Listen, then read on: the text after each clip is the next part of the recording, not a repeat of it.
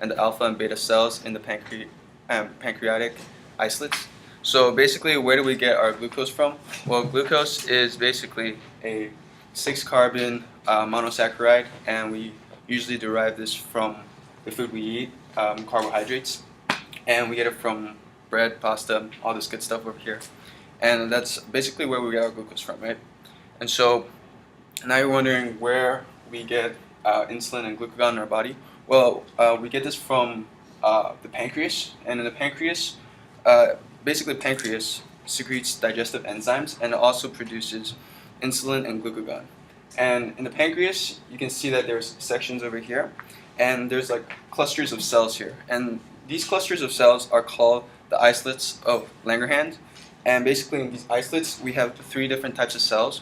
We have alpha cells, beta cells, and delta cells. So this is more of a blown up image of it. So here's the dot. And basically this is what it looks like with the clusters. So this is the clusters of Langerhans. And basically the delta cells make up 10% of the hormone producing cells, and it releases somatostatin, which regulates secretion of pancreatic hormones.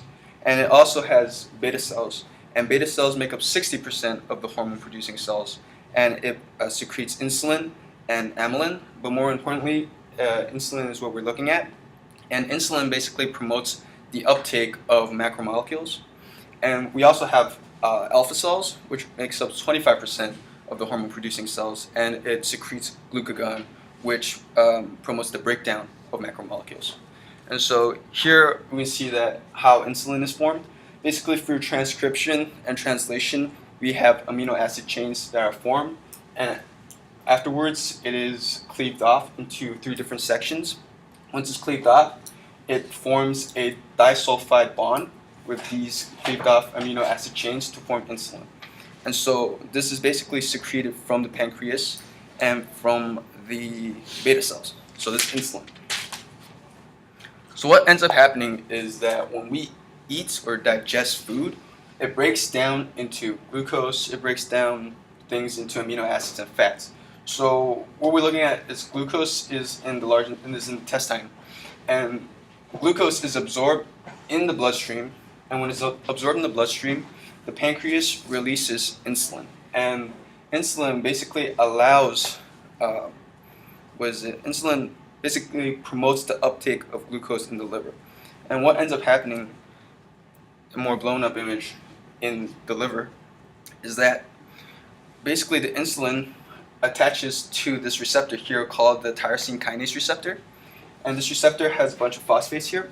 And when the insulin binds to this receptor, a substrate called IRS1 phosphorylates, which means it gains a phosphate, and it basically promotes protein synthesis, fat synthesis, and glycogen synthesis. But more importantly, it increases the amount of glucose transport in the cell. And basically what happens is when IRS1 is phosphorylated, it increases the number of glucose transporters. So it goes from it travels from the inner membrane to the outer membrane. And once it travels to the outer membrane, it allows glucose to enter the cell and uses it for energy. So basically people with diabetes, the insulin here cannot bind to the tyrosine kinase receptors.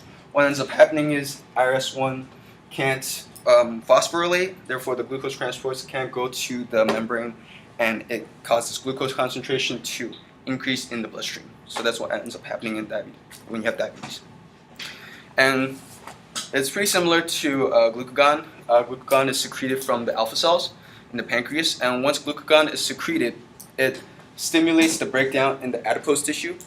Adipose tissue is basically the 3rd layer in our skin, and it's basically where we store our fats and like the triglycerides, right?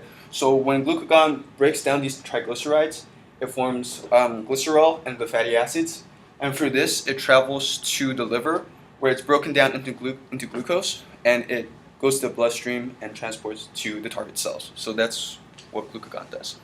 So yeah, there we have it.